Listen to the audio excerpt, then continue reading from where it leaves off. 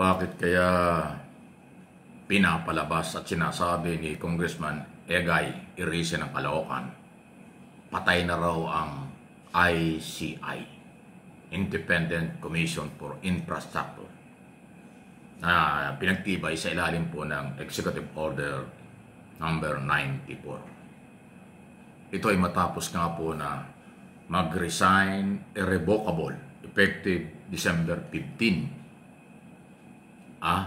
Ngayong buwang ito, si Commissioner Babes Singson ng ICI, na mukhang matagal ng kaibigan at meron siyang relasyon pampolitika at personal na kaibigan kay Egay Erice.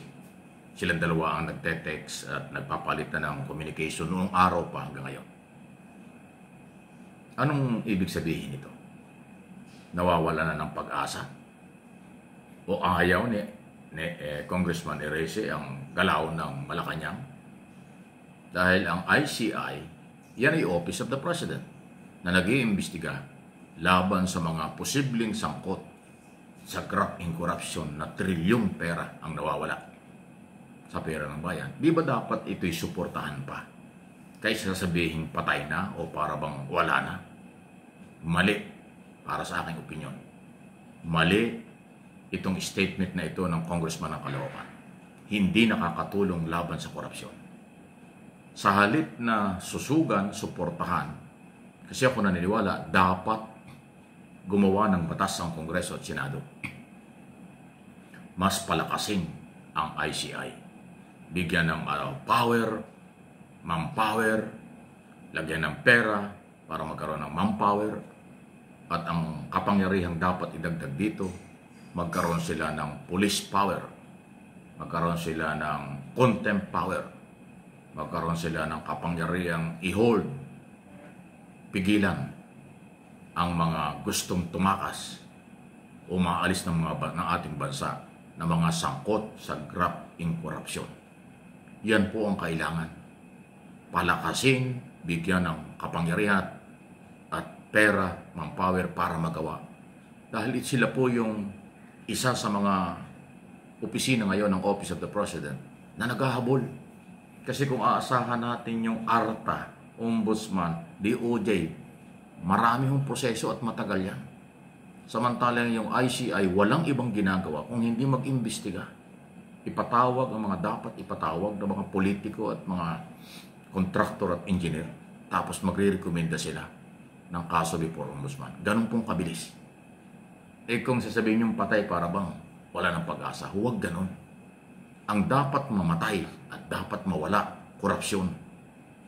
At yung pag-iimbestiga, dapat mabuhay, dapat suportahan ko ng mga congressman, no? Ano ba namang klaseng pag-iisip yan? Di ba? Iso lang, congressman. Anong solusyon mo? Meron ka bang panukala? Anong solusyon mo? Labanan ng korupsyon. Bakit itong binuo na nag-iimbestiga sa mga posibleng corrupt government official, contractor at engineer? Sasabihin mo patay na dahil nag-resign yung kaibigan mo? Anong ibig sabihin? Wala na, mawawala na ang kapangyarihan ng Executive Order number 94 na bumuo ng ICI dahil yung kaibigan mo nag-file ng revocable resignation? Nagkakamali ka. Ang gobyerno dapat palakasin. Ang gobyerno, kahit al-iwan ng ibang opisyal, hindi yan mawawala. Dahil ang gobyerno ay mamamayang Pilipino. Ang gobyerno ay pansamantalalang hinahawakan ng presidente at ng maraming elected official sa ating bansa. Ganun yun. Dapat ang gobyerno hindi bibigay. Dapat ang gobyerno pinalalakas. Kaya yung sinasabi mong patay na ang ICI, yan ay suntok sa buwan na paniniwala sa aking opinyon. Lutang na dahil ikaw ay merong malasakit, sa malalim siguro ng inyong relasyon at pagkakaibigan ni Commissioner Singson, yan ay yung sasabihin mo. Hindi trabaho ng Kongreso na tanggalan ng pag-asa at madismaya ang taong bayan sa mga ganyang klaseng statement sa aking paniniwala. Dapat ang kahit na sinong taga-gobyerno o posisyon man o hindi, Kayo ay pinapasweldo ng gobyerno. Dapat kayo ang magtataas ng moral ng mga Pilipinong biktima ng korupsyon. Hindi yung sa inyo pang manggagaling ang dating na parang dinidiscourage pa ninyo. Parang gusto nyong matanggal pa ang pagtitiwalang natitira ng may-ari ng pera ng mamamayang Pilipinong pinagsamantalangan ng mga korap. Yung ganyang klaseng pahayag. Kahit mawala si Commissioner Singson dahil irrevocable ang kanyang ginawa hanggang December 30 na lang, wala na makakapigil dyan. At December 15, hindi malaking kakulangan yan. Lalagyan at dapat lagyan ni Pangulong Marcos ng bagong commissioner na meron talagang seryosong sakripisyo at pagmamahal. Kahit kulang sa pera, kulang sa manpower ay magtatrabaho. Yan ang kailangan mo. At yan ang gagawin. Kaya kung nawala man si Singson, dapat tuloy ang trabaho. Tuloy ang paghahanap para mabigyan ng proteksyon at mabawi ang bilyon o trilyong nawala sa pera ng mamamayang Pilipino. Huwag po kayo malakanyang maniwala sa iilan ng mga politiko na iba ang mga sinasabi na akala mo solusyon ang kanilang mga galaw. Naulit ko, Congressman Egay Erese, para sa iyo, ano ang solusyon laban sa korupsyon? Bakit sinasabi mong patay na ang ICI, nag-resign lang yung kaibigan mo? Tanong lang po ito, issue lang ito, walang personalan. Kung meron kayong mga opinyon at idea, mga politiko, karapatan nyo yun.